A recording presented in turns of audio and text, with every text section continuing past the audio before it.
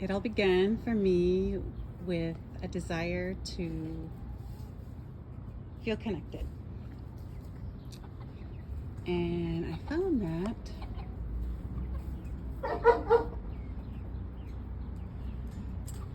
when I ushered in the growth of things from the soil, when I got the birds, I heard more clearly the voice of the divine, and she told me to accept myself. So here I am in my beautiful mess,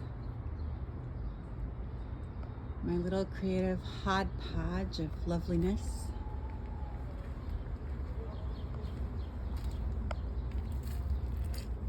Bearing witness to God's goodness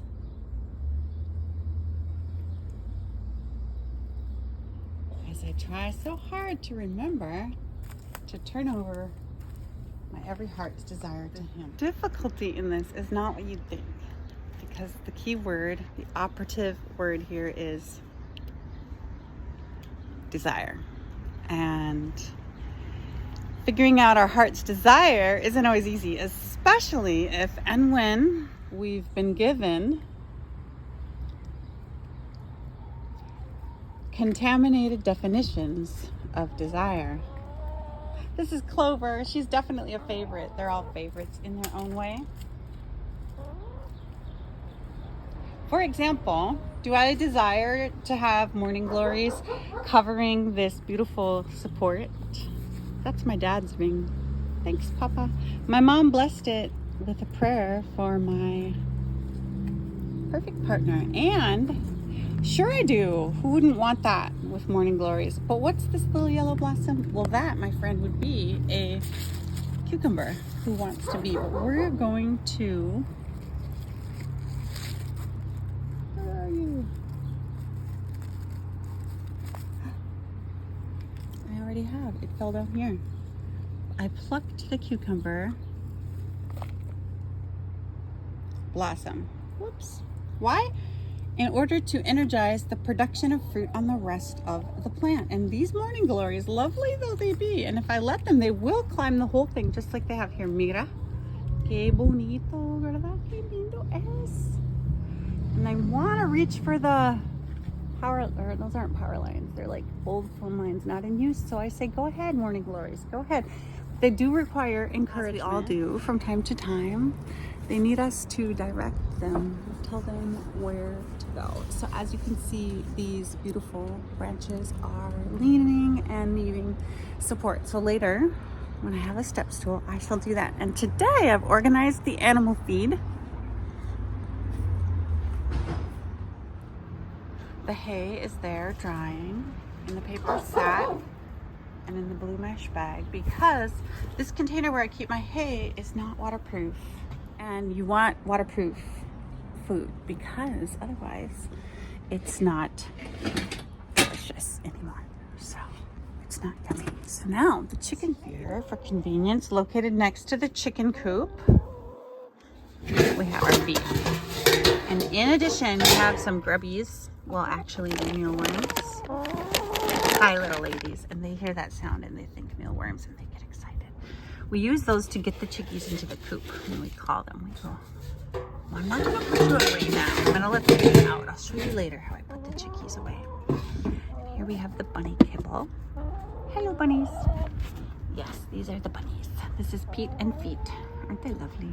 They are. They really, really are. Sweet little bun-buns. And I found that the more I took pleasure in the garden, the more I learned to consider pleasure as a gift from God, because it is. It's a gift from God. Which means seeking it is praise, and I invite you to seek your holy pleasure. Now, of course, like all of God's greatest gifts, there are the perversions of those pleasures, which is not the work of God. You know who that is. Silly. So what we do is we put everything into the light. And when we find ourselves teetering between desires that nourish the tree of knowledge of good and evil, or desires that enhance our relationship with the tree of life. Food for thought. Yes. And we'll go into that next time. So, desires. Well, first of all, why do I say the tree of knowledge of good and evil? Because it's not the tree of good and evil, and it's not the tree of knowledge. It's the tree of knowledge of good and evil. That's one tree. The other tree is the tree of life. Let's look at my tree. The maple tree. This is a perfect example. Tree of knowledge of good and evil, tree of life. Well, the maple tree is now functioning as a hammock holder and a drying rack. This tree is not a maple tree. I don't know what it is. Who knows? Tell me. Help me learn. Now, the fruits come from the tree, which embody it. So, let's get that tree. Gosh. If you're a beginning YouTuber, don't forget to hit record when you want to record. That's my big lesson of the day. So we have the two trees. We have light and shadow. We have desire that praises and glorifies God, and we have desire that nurtures our discontent. When we became aware of ourselves, when we became self-aware, we developed the ability to use knowledge to self-assess, the ability to judge and compare. We divorced ourselves from ourselves. We stepped out of our experience of unconditional love and oneness in loving union with our Creator. Our every need was met, and we had no stubby. Behind me you see the Juneberry tree and a bit of the mulberry as well. And one of the sad things that happened when we began to judge ourselves and to feel shame and self-consciousness about our sexuality and our connection to the earth was we began to tell ourselves some stories about pleasure and desire, including that they were, it's not directly stated, I wasn't taught this in so many words. Somehow though, and I think we could find some easily identifiable, obvious ways, I was discouraged from the sacredness of desire. Yet always I knew within myself, in my very nature, that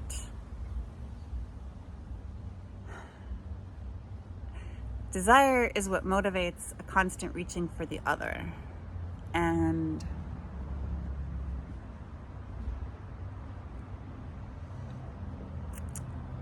to celebrate the beautiful nature of God's design for humans is an act of praise. Yes, can't believe I'm on camera with I should put on some makeup. And now we're going to zoom in on the sparrows eating at the feeder.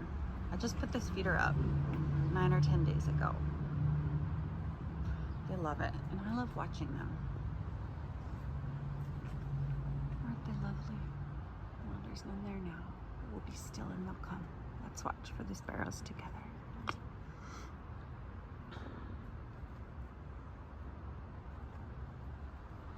Now, in addition to this tree of knowledge of good and evil, there was another tree that's little mentioned, though it is mentioned in important ways. This is called the tree of life. The tree of life.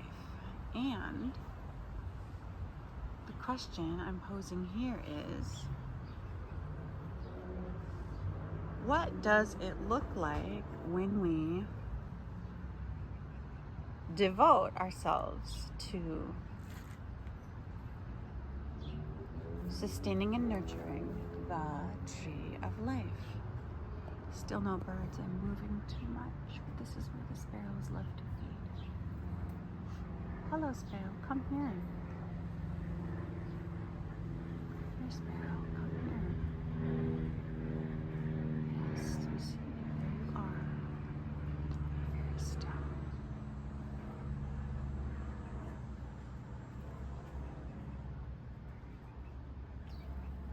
There, okay. Well,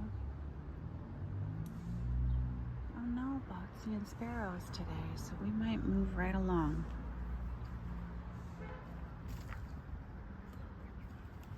These are the youngest ones, Cloudy and Pecky.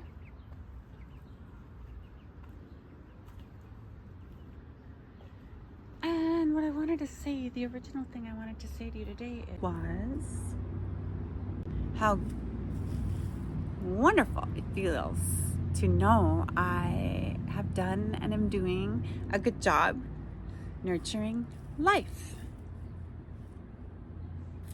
on my little section of the planet.